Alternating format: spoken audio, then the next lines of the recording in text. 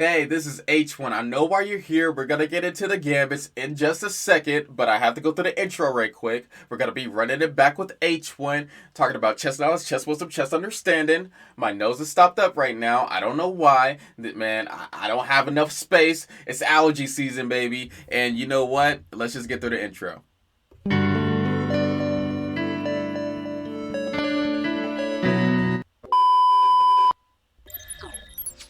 Okay, so you're probably wondering what a Gambit is. And you know, not a lot of people use gambits, or a lot of people use gambits, but the top grandmasters don't use gambits that much. Or you might be a novice and you're like, I never heard of the word gambit before, and I just want to learn about it because everybody does it on me, and I just want to learn how to fight it, or I want to learn how to use it. You're on one side or the other. Let me explain what a gambit is. A gambit is uh, let me see. I got the Google definition right here. And I'm going to teach you more than the Google definition, so don't worry. I just have to explain it like this, then I can simplify it for you. It says, what is a gambit in chess? A gambit happens in chess when a player gives up material during the opening to seek some kind of compensation. Most gambits require the sacrifice of one or more pawns, while a few of them involve sacrificing more valuable pieces. So basically, to simplify it right quick, the purpose of a gambit is to sacrifice material for time, space, and quality. Plus, with the gambit, you can cause positional weaknesses to your opponent. And you're probably wondering, like, what is this time, space, and quality? So, on my channel, I usually use these terms to classify, evaluating a position by. So, time is like development of pieces. How many pieces are developed out there, ready to smack the opponent's king, right? Space is how much space you have, clearly, and not just your space, but your opponent's. Are you controlling a lot of space in the center, on the queen side, on the king side? And that's space. Quality is basically everybody's occupation. Like, every single piece has a purpose and is doing its job correctly. That is quality. And a gambit, you can sacrifice a pawn or two to get that extra time, space, and quality. It might be something. It's going to be some type of compensation you're getting, and that's what classify it as a gambit. Okay, if you're not getting nothing, then there's no point of doing the gambit. It's just like this. You say, let's say that you was going over a party, and you was like, well, I need to bring something to the party because I don't want to be that person that doesn't bring something to the party or doesn't contribute. You don't just want to be that person that just go to the party, eat all their food, drink all their stuff, use all their toilet paper, whatever you're doing, and not contribute at all. So you decided to go to get some cupcakes. And you're like, man, these cupcakes are going to really be, it's really going to make my friends happy. They're really going to be excited about these cupcakes because these are my favorite cupcakes too. It's velvet, it's going to be perfect. They got sprinkles on them, chocolate sprinkles, everything, right? And so you go to the party and all your friends are there. You hear the music, and then outside, you can see your friends dancing outside the windows. It's basically that atmosphere, right? It's dark. It's nighttime. It's 9 p.m. You're like, yeah, I'm ready. I'm ready to get. Can't say that. It's YouTube. I'm ready to get some beverages, right? So you went to the party. You knock on the door. You know what I mean. You knock on the door, right? The person, your friend John, he opens the door, and he says, "Oh snap, you're here. You're here, H1. And what do you got there for us?" And you're like, "I got us some cupcakes. We're about to smash these. It's about to be awesome." And so John was like, "Okay, cool. Let me get the cupcakes right quick." John grabs the cupcakes, closes the door, locks the door. You're still outside. Now, what happened in that illustration? What are you missing? You are not inside the party. You're not there with the friends. They stole your cupcakes and left you outside. What happened? How does this contribute to chess at all as a gambit? Well, you brought cupcakes to this party without compensation. And the compensation in this scenario is association. Maybe you was trying to holler at somebody at the party. I don't know. You're not going to get a chance to announce since you're not even allowed inside.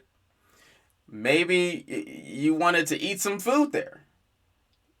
Or maybe you wanted to use the bathroom at least. You didn't get nothing for bringing the cupcakes. And so that's what basically happens in a gambit. You sacrifice 2 or 1 pawn, and you get some type of compensation for it. Maybe it can win you the game. And that's pretty much a gambit of how I can classify it as. So what usually happens is your opponent focuses on taking the material, especially when novice players are playing chess, right? They usually focus on just taking the material. They're like, oh, yay, I could take it. Yay, free pawns or whatever. And you can catch somebody. Because before you know it, their pieces are trash. They got their knight on the rim, and their knight on the rim is dim, and their bishop is still behind their pawns, and their rooks will never be out because now they can't castle. And it's all because they was taking too many pieces while you was developing your pieces and making sure that all of your artillery was ready and prepared. And now you're going to attack with your full force with 4 to 5 pieces because you need 4 to 5 pieces to have a successful attack, and gambits help you out with that.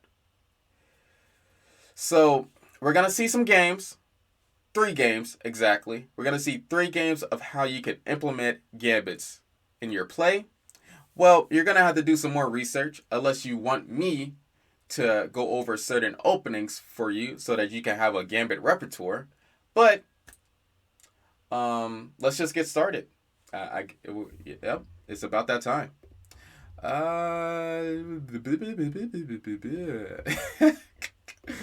Yeah. Here we go.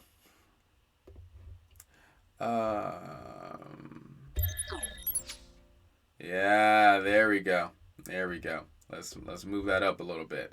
Yeah, so we got this game. White as Kretz Leonid. I probably butchered that name, but whatever. And we got black as Kim. We're just gonna say Kim, right? Lower rated players, but the next 2 games is gonna be a little bit higher rated. Let's get into it. You got the bar on the right side, so you can see who's winning at times and who's not. And we're gonna see the computer side of how they treat gambits too, so that you can be cautious about it. So this opening we're going to be going into is a little bit crazy, but I think that y'all can handle this for a minute. So that was the first gambit, right? They do d4, and this is called the center game accepted. So black accepted the gambit of the center game. White does c3, right? c3. Black takes the pawn again. So white sacrificed 2 pawns. Bishop c4. Black took 3 pawns. And now white took the pawn back. So white sacrificed 2 pawns. White is down 2 pawns right from the start.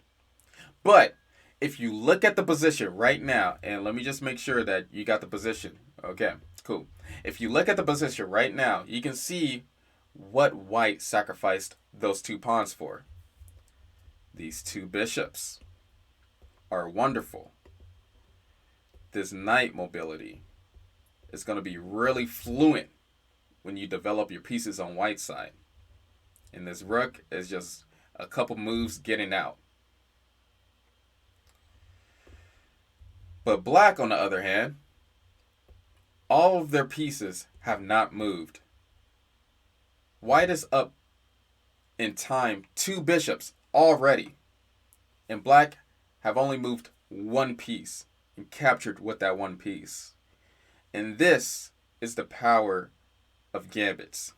And you're probably looking at the computer right now, probably like, well, black has a chance because black has an advantage right now. It's showing negative 0.6, and you're saying that white is winning? I didn't say that white is winning. But on a psychological standpoint, if you know your opening and you know your repertoire, you can give your opponent real problems. Because remember, the purpose of chess is to overwhelm your opponent. Okay? They aren't a computer. They're not going to keep on doing perfect moves.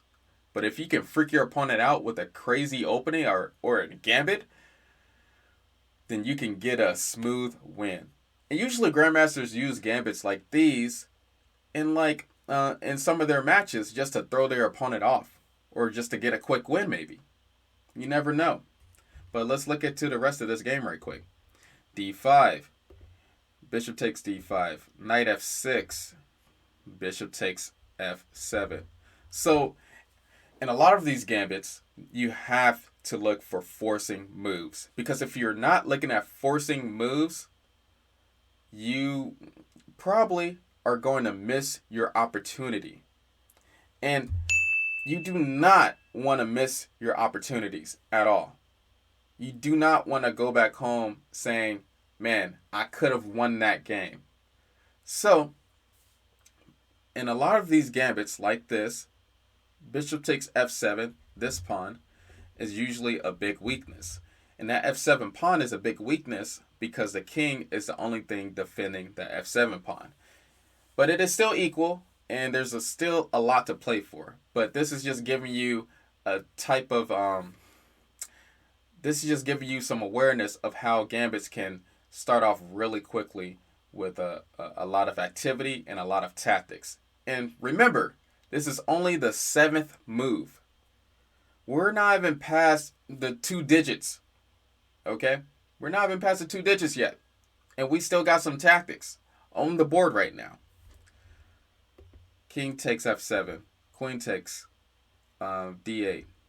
Bishop b4.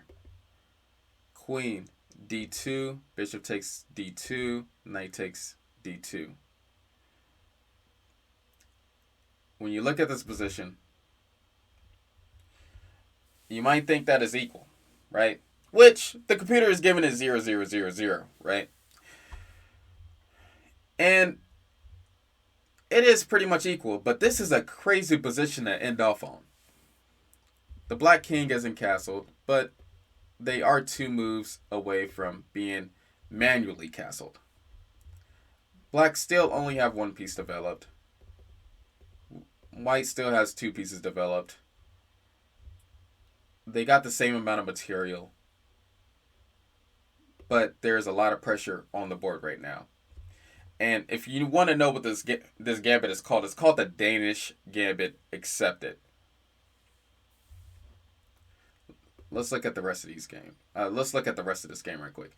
Rook e8, knight g f3, c5, check, king g8, okay, f4, take that, b6, rook f3, what is that for? Okay, black has the advantage right now. That's what the computer is saying.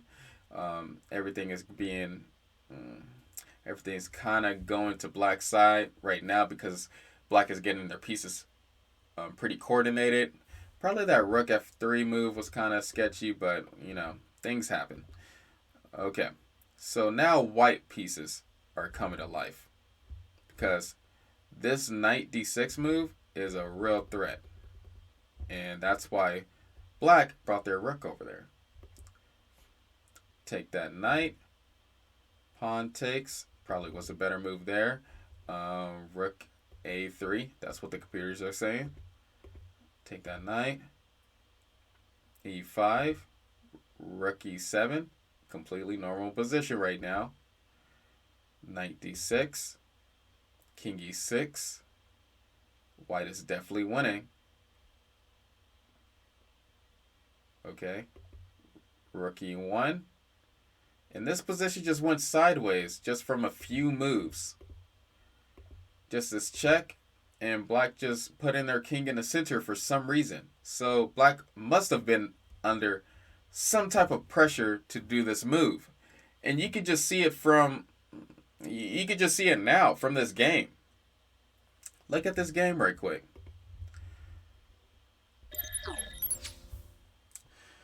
It was super energetic. You got tactics. If you love attacking, if you love tactics, if you believe that chess is 99% tactics, gambits are for you. If you want to just throw away pawns and just depend on time, space, and quality, gambits are for you. Because you're going to see what happens to black, and it's not pretty. It's something that you should be avoiding.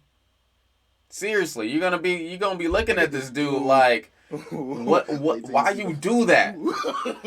He just gets gangster on him right quick. Let's get it. Shoot.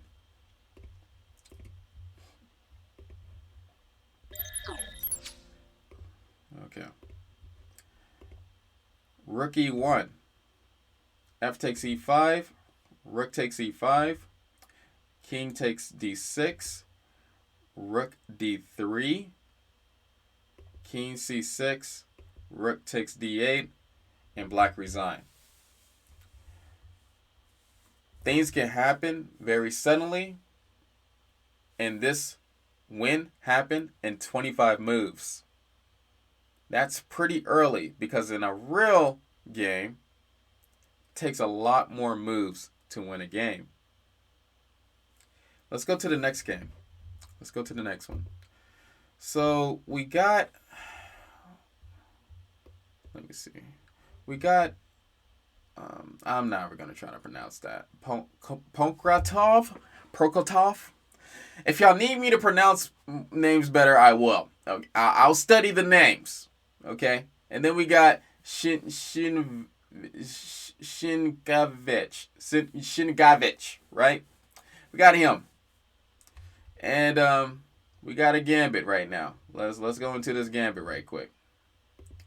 We got another one. E4, starting off with E4 again. Knight F3. It's starting off a lot differently because there's different variations of Gambits.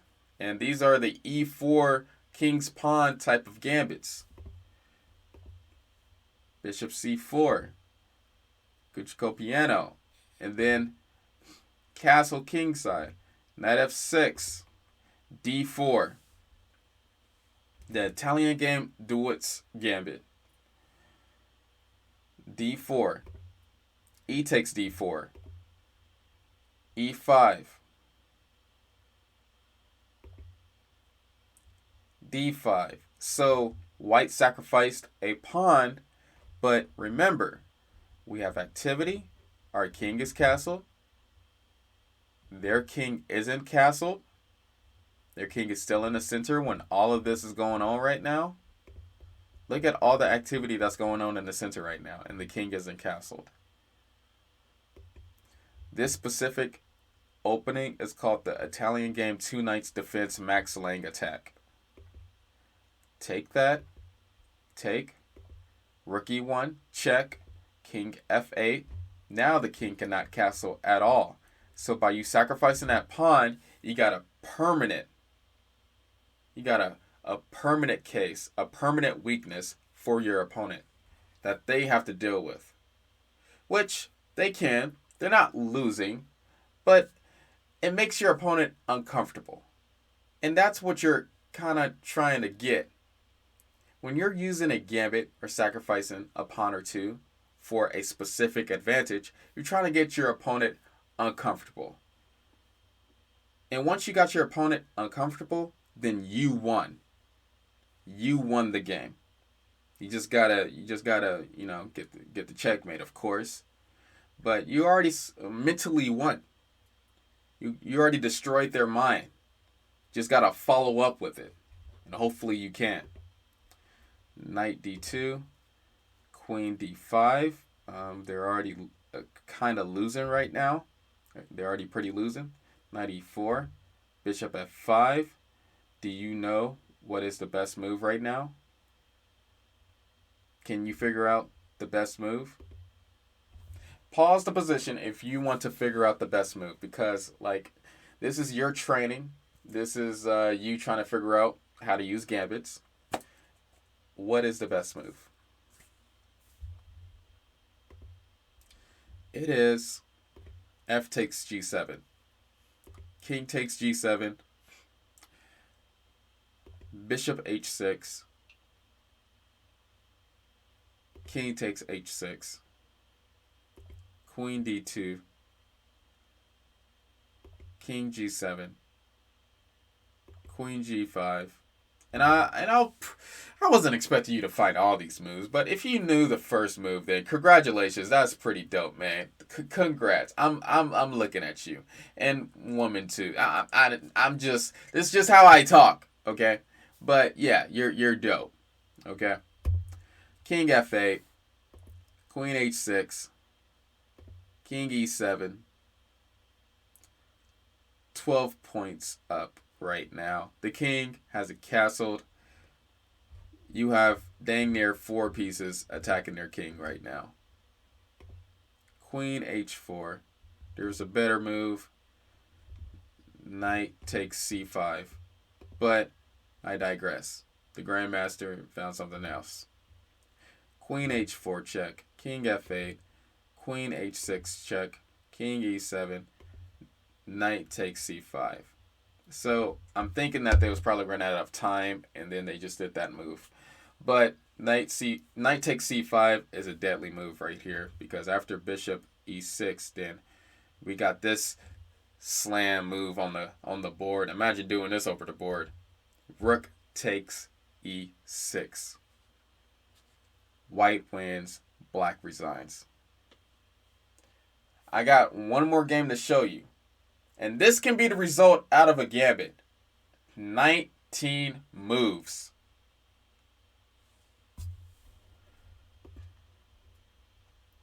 The next game. Make sure that I'm still recording. I had to make sure. Okay.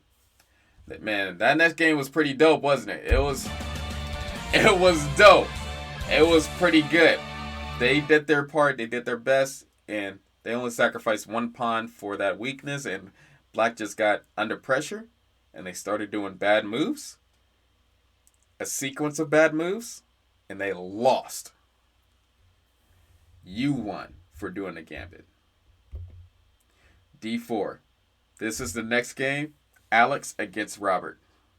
Yeah, you thought that I was going to say the other names, but I'm not even going to try it. I know I got those right. Unless... I don't know. D4, C4, F5, E4. This is the Bellin Gambit. It used to be called something else, but I'm just going by the Lee chess openings, and it says that this is called the Horowitz Dutch defense Bellin Gambit. And this is a weird gambit that you don't see a lot of times. I'm not going to lie. You don't see this gambit a lot. But they sacrificed a pawn, and they decided to attack the pawn. Black defended the pawn with the development. Bishop G5. Now we're still attacking the pawn. Bishop B4. Queen B3. All of these moves are tempos. Remember, when you're playing a gambit, when you're playing down in material, you have to do moves with a purpose, with a tempo, with initiative. You can't waste time on nonsense moves. You have to go develop your pieces and attack and not let your opponent catch up with you. Because you're down in material, that's permanent. But development, since you're up in development, you have to keep up with that. And that's temporary. Because your opponent can catch up with you if you do stupid moves. Sorry to be blunt. Okay.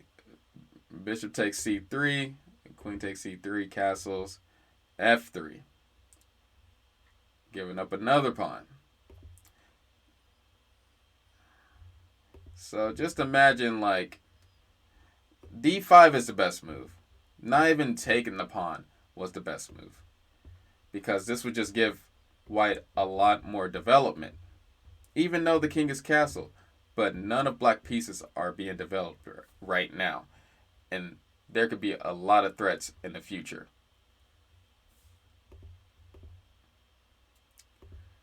So right now, e3.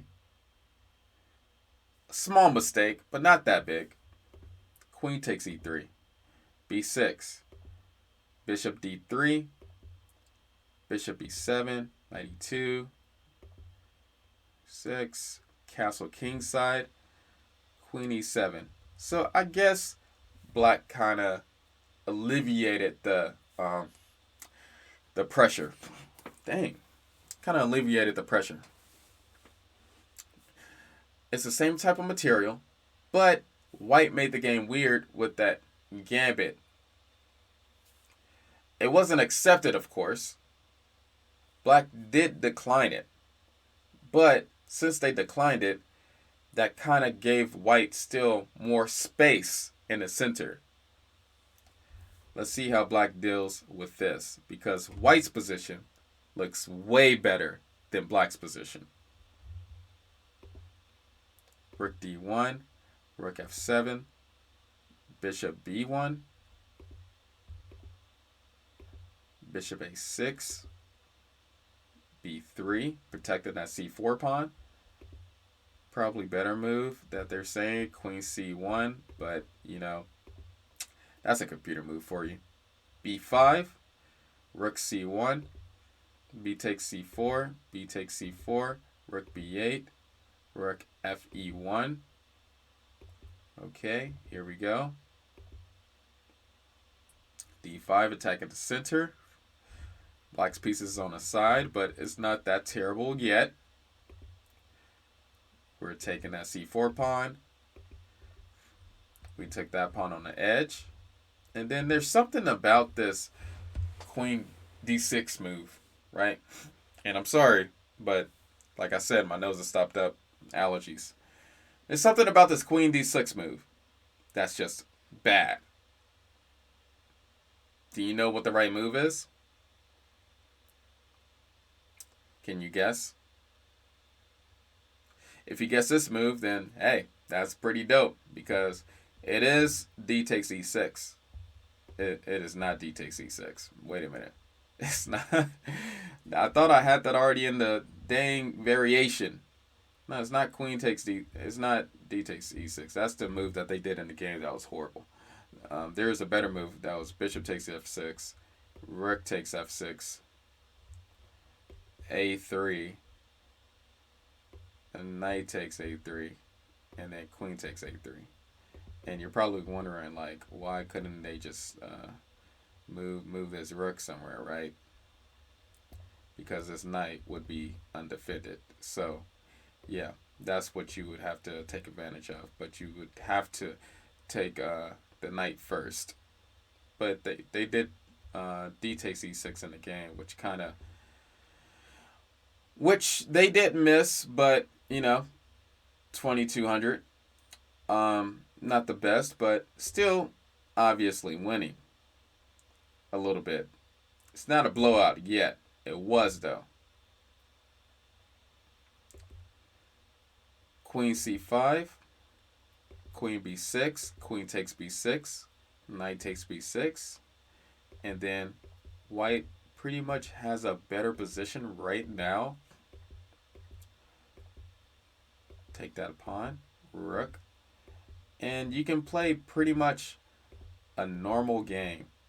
It was a lot of moves, it was a lot of tactics, there's a lot of misses, but chess players can play gambits to get good openings, good wins, good middle game play, and to throw your opponent off guard. And this is a prime example of that. Even as a lower rated player, you can definitely get a win from a higher rated player with a gambit. White is up 2 pawns, so white is definitely winning. They just have to finesse this win. Hopefully they do. Pretty soon, they just got a 3rd pawn. The king is active. There's no way black is winning this game. And at this moment, black resign. So, what did we learn? What did we learn? We learned the purpose of gambits in chess. Now, I am going to say, gambits in chess aren't everything. I do not play gambits. I decline them. I stay away from them. It just makes my getting variation. It just makes me remembering variations better because I'm a family guy. You already know. Look at my Instagram. Listen to my podcast. I'm a family guy, right? So I avoid gambits, and there's reasons why I do that. And I had a whole episode about why I have this this deep dissatisfaction of gambits. I had a whole episode about that. But gambits can be really useful in a novice level, even in a grandmaster level. It's just how you play it. I don't think that it's a repertoire where you can use it every single time unless you learn all the decline variations. If you have the time to learn gambits, that's you. That's dope. That's you. But there's gonna be a lot of people declining it. You're gonna have to be on your tactics for real each game, not playing around. And plus, you just have to know all the nuances to play these gambits, to play playable positions. And remember that the computer is going to be against you. The computer doesn't like when you sacrifice material, so it's going to be definitely harder for you to look up better moves, chess engine-wise. You might find some tricks here and there. Not everybody will fall for it. Not everybody likes being down material. I know I don't. But if you're that attacker, that person that takes initiative, that MICHAL tall, you can go for a gambit. If you don't care about being down in material and you can just dance in the rain, that's you. That's good. That's dope. If you enjoyed this, I appreciate that. Hey, and I heard this word. I wonder if the kids are using it, but stay shiesty. I don't know. You know what I mean? And I'm glad that you picked H1 today. Shoot. Peace! Snap. Peace, bro. Pressing on toward the vision, Yeah. I see where we was, and I see where we going. It's no turning back. Pressing on toward the vision, man, we choosing to get up and keep it moving.